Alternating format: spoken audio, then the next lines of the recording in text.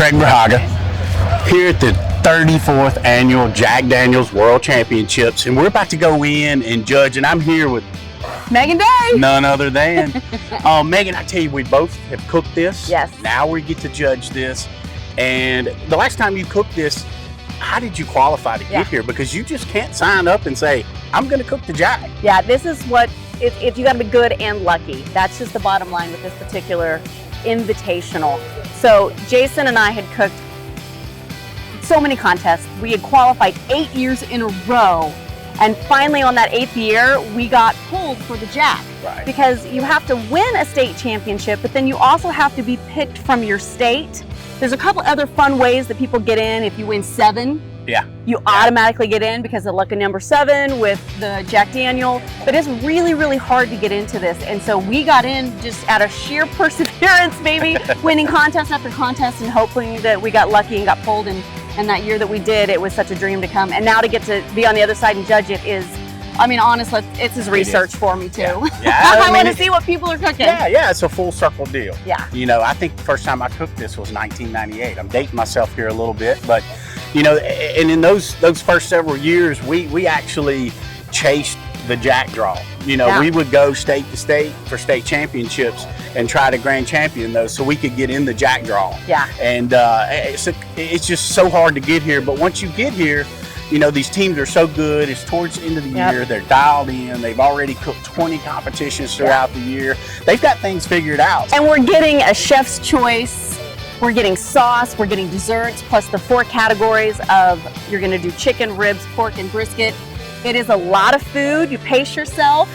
Take a bite, only a bite. Yeah, I haven't eaten anything today. Yeah, I had a couple pieces of bacon just to get the protein, get I going. really haven't eaten since about 3 o'clock yesterday afternoon. Well, and it's a celebrity. I mean, everywhere you look around, there's a legend. There's a weatherman, your favorite weather guy. Yeah. It's really fun to see the different personalities that come out to something like this. It really is. Have you? I've seen who's at my table. Have you seen who's at your table? Yeah, so my table has got a couple of legends, a couple kooky guys, you know. We're having a lot of fun at our table. Yeah, I mean, I've got, you know, like Chris Lilly at my table, Leanne Whippen, Wayne Point. I mean, I've got a great table. And I've got Johnny Trigg, Stretch, if you know Stretch. I've got Ron, who's the weatherman from Memphis. So we've got a really cool table. Yeah, I'm excited to get in there. I'm excited. I'm hungry. Yep. Let's go eat. Let's go make some champions today. All right. All right.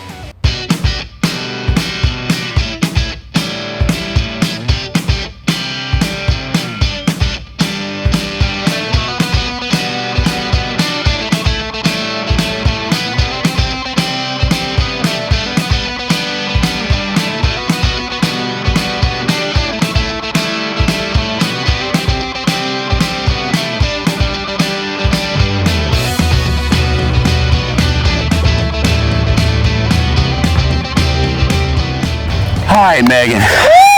I'm full. I know. We just got through all those samples, all that great food, and I tell you, here at the Jack Daniel's World Championship, never disappointed. Never. And I tell you, I started out, you know, with the sauce, and then went into the Homeland, and then bam, chicken. Okay, so you did Homeland? Yeah. We did Chef's Choice, so there's two different. So you did the international teams. Yeah. So tell me, what were some of the international team entries? The Homeland we had was fantastic. Yeah. We had 2 different steak dishes with shrimp. One of them had a risotto under the steak and shrimp that had lobster in it, and we had a big old beef rib. We had a big old beef rib that was fantastic. So I tell you, you start out with that. Yes. Such character and personality, and there's so much creativity that's in that category, right? Yeah, well, and you eat way too much when it's so good. Yeah. And I think that attributes to why I'm so daggone full right now. Well, and we even had a sweet entry in ours. So Chef's Choice are the domestic cooks, so from the United States. And this Chef's Choice we had a sweet entry. Which was interesting because normally you think of that going in the dessert, so a little strategy happening there. Everybody else turning in savory dishes. We had a tenderloin and a mashed potato, very heavy on the horseradish, but really delightful. It worked well, and had a bacon wrapped shrimp with it. And then, we had so many different things that we ate. It was really good, and it was super creative. I can't remember what the other item was. I'm sure it was delicious, but we kind of can't remember. And then you transition from that, and then bang, you got chicken in front of you, and then you've got 6 chicken entries. You got to sample each one of them. And one of the things that's kind of unique about this particular contest is for the chicken entry, teams have to put a dark meat and a white meat in the same box. So in a traditional barbecue setting for your contest, it's not mandated whether you do a white meat or a dark meat, but this one you have to have both. And one of the things that I've seen after judging this several times is it used to be people would put just either one slice of chicken breast or something or a wing in. Now people are really giving us multiple. They're giving us 6 wings and 6 thighs and arranging them really beautifully. So did you see that at your table? I did, and I tell you that's just something that brings another dynamic to the chicken, because you got to get 2 pieces of chicken right. Yeah. And white meat will dry out much easier. So. I mean, there was 2 different times. One time the thigh was perfect, but the wing wasn't. Yes. And the other time the wing was perfect, but the thigh wasn't. Yes. And so you got to hit both of them right, and that just brings a whole nother dynamic into that chicken entry that's unique to the Jack. And I mean, right after that, you roll into the rib. Yeah. And mostly spares. We did have a baby back this year. Okay. Have you ever had a baby back at the? We did not have one this year. No baby backs. Yeah, so. We had one baby back, and then the rest were the spare ribs, and all very similar presentation, a similar glossy look. But I'll tell you, that tenderness game in those ribs is where it set people apart. Where when you take that bite and that meat comes off of the bone beautifully, but you can still taste those meat fibers. And there was some stiff competition in the ribs. Yeah. We had some. We had, I know, one rib that really stood out. And then the others were all good, but you just had that one that hit every. And these are world champions that are here, right? Yeah. Not necessarily world champions, but state champions for sure. So you're getting some of the best of the best. Right. And then after that, roll into the pork. Pork was our favorite category for our table. We had really good pork entries. And we had some disappointing pork. Yeah, it's just so wild that luck of the draw. It is, and that just goes to show that where and they trade these boxes up. They make sure here you don't get the same number twice. Nope. So you don't judge the same team at your table twice. So they're real good about that. So you don't get that same flavor profile. But similar with the pork entries, the trend right now tends to be that people are giving some of the money muscle, some of the tube meat, some of the bacon. So you can, there's all kinds of terms that we use for these different cuts. And it's, again, I had a couple of entries. If they would have just given me the money muscle, I would have 9s across the board. But the second type of meat that they put in that box just what was too dry or too stringy or too mushy. Yeah. And, it's the entire entry that has to be so good, and so that is I'm sure that's disappointing for some cooks to hear, but it's the name of the game. You got to nail all of it, and then you deserve it. Yeah, and what I noticed about a couple of pork boxes that we had this year, they started doing the little medallions, the little bitty tiny chunks in there, and kind of so that was something new this year that was I haven't seen previously, and I thought was cool, in the box, and you come into brisket there towards the end, and being from Kansas City, I mean, I got one box with burnt ends, and I'll tell you what, there was so much fat left on that burnt end. I was like, oh, there's a delicate balance of that point meat for a burnt end is already so fatty.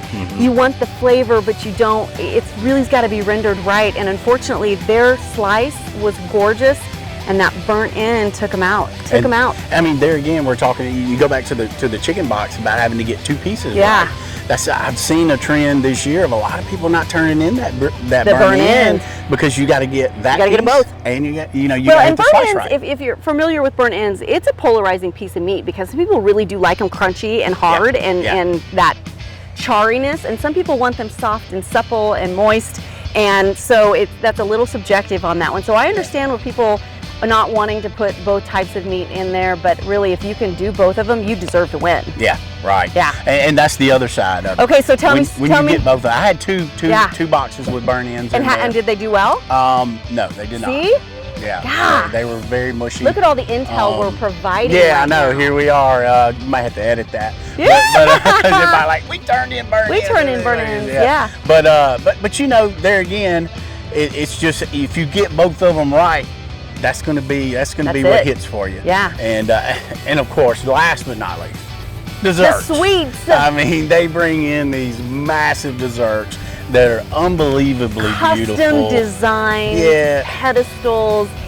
Sometimes they have a little Jack bottle with them or a little milkshake with them. It's all little shot, something that complements that. I saw you guys had one of the most beautiful displays I've ever seen. Yeah, it really did. It's a giveaway, but can't talk about it. Can't talk about it, but you know, they go all out on these, and we actually had one entry that just the plate looked real pretty. Yeah, the plate itself, but they did nothing with it. Nothing complemented that, and all the others kind of went all out on it. So, you know, that stood out a little bit in the appearance against the others, but it's just... And those scores are weighted. So an appearance score is not as heavily weighted as a taste and a tenderness. So you can stand to lose a few dings on an appearance and still nail your taste and tenderness and have an excellent score, just because of how they weight the importance of the taste and the tenderness compared to the appearance. So hopefully it tasted great. And we had the same thing. We had really beautiful, you know, dessert scapes, as I like to call them. There was some with multiple layers, flowers, all kinds of extra toppings and things that went with it. And it's all, you can tell people really get excited and put their heart and soul into those dessert recipes. They really do.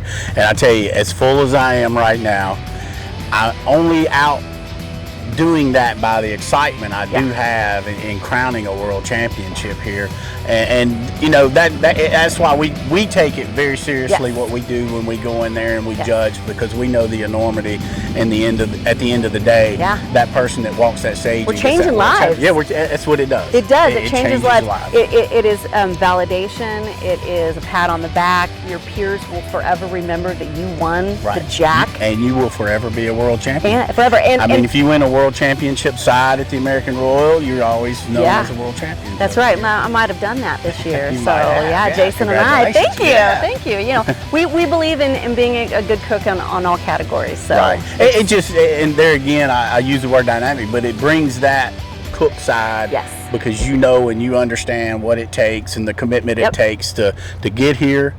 And so we know that side, so we take it very serious in what we do in our judging. It's an honor to be at this and to be able to judge it, and to know that we both have cooked it and get to judge it. Is like, how many years? I think this is like maybe my 5th year judging. Okay. But we cooked it one time. So how about you? I've cooked it 4, and this is my 6th year to judge it. Yeah. Awesome. Your family, when you're here, this is truly a destination, and I really encourage people to come see it, because there's so many things that people can do just here on the distillery grounds. And other cooks, even if you're not cooking this thing, come see it, man. Come see the pageantry. It'll light a fire. I mean, it'll say, I want to do that. That's going to be on my bucket list. I'm going to chase those state championships, or I want to win those 7. And when you say chase those state championships, it's a literal chase. You go to another state to try to win their entry, right? You will drive to Utah to get it. You will drive to Washington, D.C. is only one contest, and if you win that, you go to the Jack. But if we're not here, don't drive to Texas, because there's like so 200 of them. Well, and the same with Missouri and Kansas. I mean, it's 1 out of 40, 1 out of 60, something like that. So people will go to some of those states that don't have as many contests to try to be the winner. There you go. Well, it's worth the chase. Yep, it's been a great day, and I always enjoy working with you. Yeah, always. Thanks. Enjoyed it.